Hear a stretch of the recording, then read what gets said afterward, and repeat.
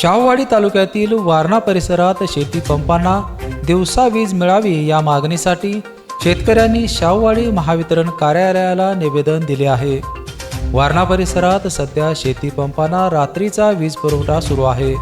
या परिसरात बिबटे, गवे आणि रानडुक्कर यासारख्या जंगली प्राण्यांचा वावर असल्यामुळे शेतकऱ्यांना रात्रीच्या वेळी शेतात जाऊन पाणी देणे धोकादायक ठरत आहे। जिल्हा परिषद सदस्य अमर पाटील यांनी शेतकऱ्यांसमवेत जाऊन शेती पंपांना दिवसा वीज पुरवठा करण्याची मागणी महावितरणकडे केली आहे। दिवसा वीज पुरवठा न झाल्यास आंदोलन छेडण्याचा इशाराही देण्यात आला आहे। बिफेनसाठी शाहूवाडीहून रमेश डोंगरे।